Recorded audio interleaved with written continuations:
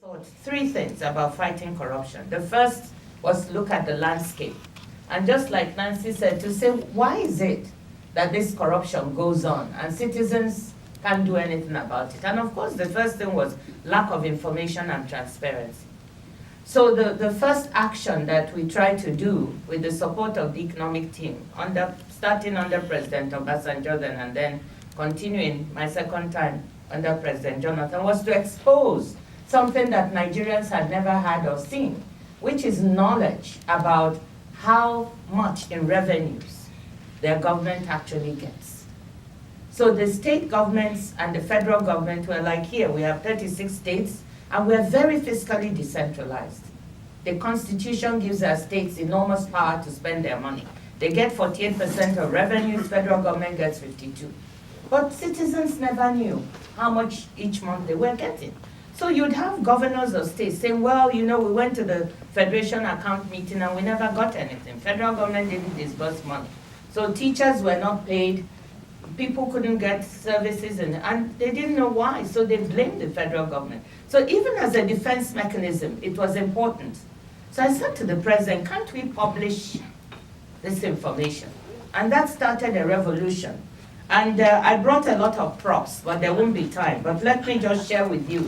On the transparency side, I think Nigeria became the first country to start publishing every single month the revenues that each tier of government got, down to the 774 local governments. It became so popular we had to amalgamate it in this publication, a book, and it says Transparency in Action, detailed breakdown of allocations of state and local governments. And if you open this book, this is all it is, numbers. And it became the most boring bestseller. I couldn't keep enough of it, and I've just kept one. So we resumed publication when I came back the second time because it was not popular. This thing got me and members of the economic team into so much hot water. Because you can imagine that those who were getting these revenues did not like it. And it created a lot of permanent enemies. So that's just one example of what you could do to be transparent. We also put out the budget. We started publishing the budget line item by line item to the point where you could see what is spent in State House to purchase forks and knives and spoons, how much is spent to eat. For the first time, and we put it on the website, we published it, and Nigerians had that information. Then they began to hold the government accountable, to hold the governors accountable, to hold the local government. And it was funny to me when people would come and chastise us for having this amount, going to the villa, we call it the villa, the equivalent of the White House, for food and so on, and say, okay, you never used to say this before. Now you have information. At least you know what is going where. So that's the first thing. Transparency is important. The second thing I want to mention quickly is systems. Now, fighting corruption, I think, has two parts. A big part is impunity. In my country, there's been a lot of impunity, not punished. And that is a very big part, that you have to punish those who are corrupt. But we've had problems because this has often been politicized, or people have felt that way. But that's not really my point. My point is that punishing the people is not enough. If you punish them and you don't look for the systems where the leakages and block those over time, you're going to have a new set of people who are going to come and do the same thing.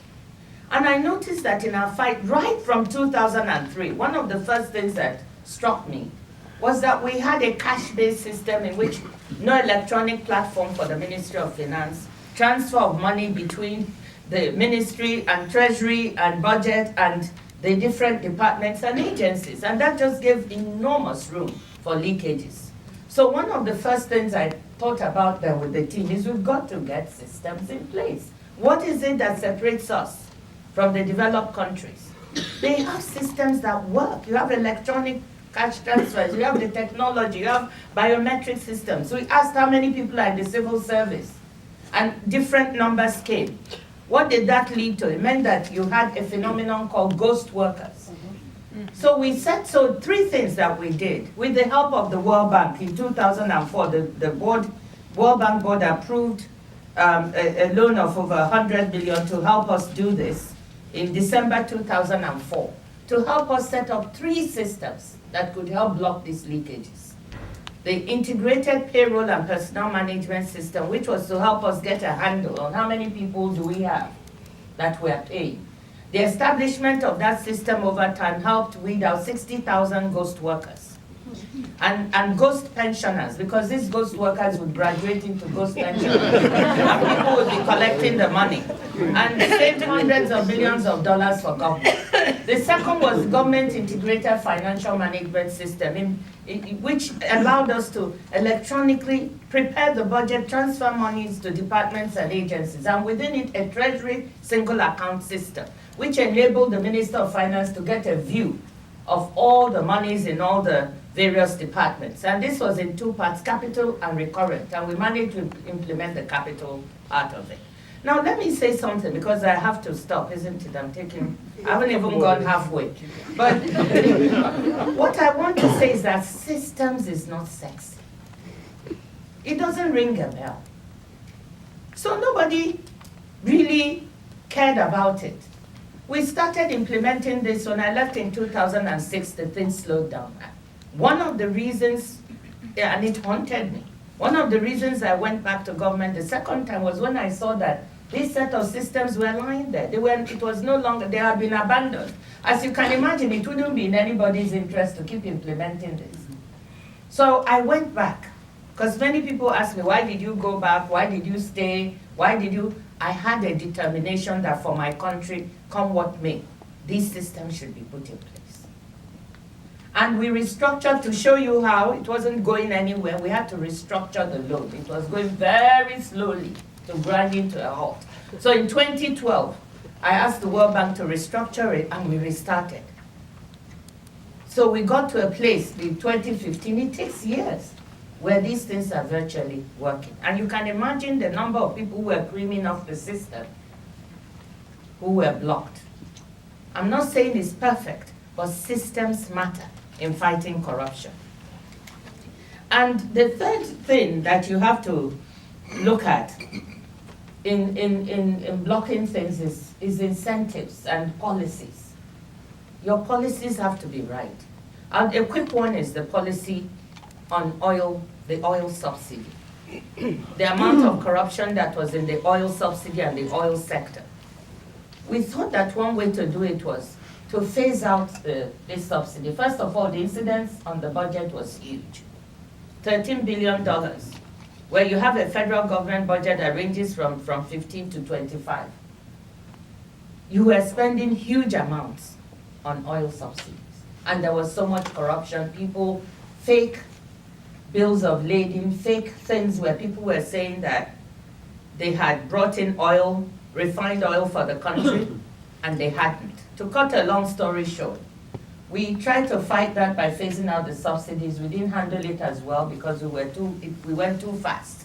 Before everybody understood what was happening, and we had to phase out 50%, which saved us $6.7 billion, which was not inconsequential.